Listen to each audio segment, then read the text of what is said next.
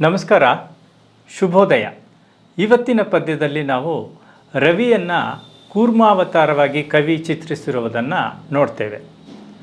ಪದ್ಯ ಹೀಗಿದೆ: ಒಳಿತು ಕೆಡುಕು ನಡುವೆ ಜೀವ ಜಗದ ಮಂಥನ, ಮುಳುಗದಂತೆ ಎತ್ತಿ ಹಿಡಿವ ಕಿರಣ ಬೆನ್ನಿನಾಸರೆ, ಒಡೆಯದಂಥ ಬೆಳಕ ಚಿಪ್ಪು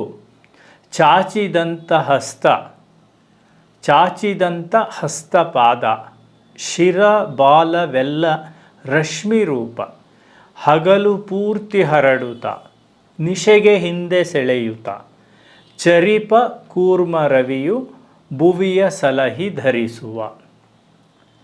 ರವಿಯ ಗುಣವನ್ನು, ರವಿಯ ಸ್ವರೂಪವನ್ನು ಕೂರ್ಮಾವತಾರಕ್ಕೆ ಆರೋಪಿಸ್ತಾ ಇರುವಂತಹ ಚಮತ್ಕಾರ ಇಲ್ಲಿದೆ. ಒಳಿತು ಕೆಡುಕು ನಡುವೆ ಜೀವ ಜಗದ ಮಂಥನ. ಕೂರ್ಮಾವತಾರದ ಉದ್ದೇಶ ಏನಿತ್ತು?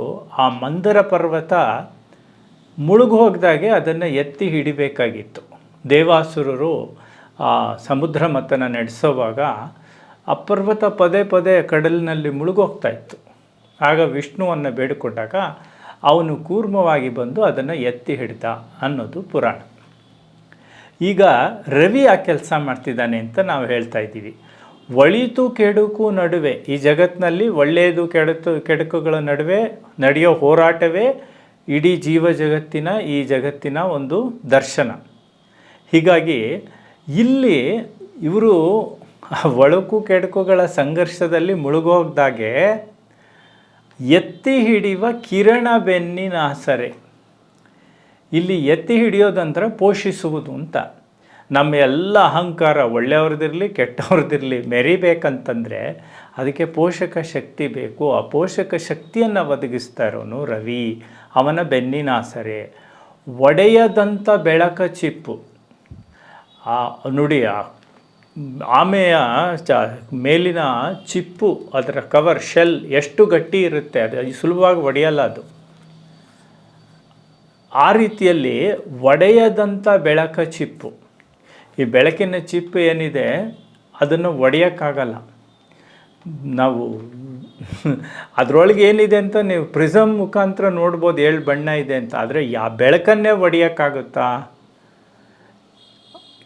ಒಡೆಯದಂಥ ಬೆಳಕ ಚಿಪ್ಪು, ಚಾಚಿದಂಥ ಹಸ್ತಪಾದ, ಶಿರ ಬಾಲವೆಲ್ಲ ರಶ್ಮಿ ರೂಪ. ಅವನೆಲ್ಲ ಅವಯವಗಳು ಎಲ್ಲ ಕೂಡ ಸೂರ್ಯಂದು ರಶ್ಮಿ ರೂಪದಲ್ಲಿದೆ, ಬೆಳಕಿನ ರೂಪದಲ್ಲಿದೆ. ಹಗಲು ಪೂರ್ತಿ ಹರಡುತ್ತಾ, ಹಗಲು ಏನು ಮಾಡ್ತಾನೆ ಅವನು? ಸೂರ್ಯ ಬೆಳಕನ್ನು ಪೂರ್ತಿ ಹರಡ್ತಾನೆ. ನಿಶೆಗೆ ಹಿಂದೆ ಸೆಳೆಯುತ್ತಾ. ನೋಡಿ ಹೇಗೆ ಆಮೆ ತಾನು ವಿಶ್ರಾಂತಿಯಲ್ಲಿರುವಾಗ ಅಥವಾ ಒಂದು ಅಪಾಯ ಬಂದಾಗ ತನ್ನೆಲ್ಲ ಅವಯವಗಳನ್ನು ಒಳಕ್ಕೆಳ್ಕೊಂಡು ಚಿಪ್ಪಿನೊಳಗೆ ಮುದುಡಿಕೊಳ್ಳುತ್ತೋ, ಹಾಗೆ ಇಲ್ಲಿ ರವಿ ನಿಶೆ ಅಂದರೆ ರಾತ್ರಿಯಲ್ಲಿ ಹಿಂದೆ ಸೆಳ್ಕೊಂಡ್ಬಿಡ್ತಾನೆ. ಹಿಂದೆ ಸೆಳೆಯುತ್ತಾ ಚರಿಪ ಕೂರ್ಮ ರವಿಯು. ಆಮೇಲೆ ತಿರ್ಗಾ ನಾಳೆ ಬೆಳಗ್ಗೆ ಎದ್ದು ಹರಿಯಕ್ಕೆ ಶುರು ಮಾಡ್ತಾನೆ. ಚರಿಪ ಕೂರ್ಮ ರವಿಯು ಭುವಿಯ ಸಲಹಿ ಧರಿಸುವ.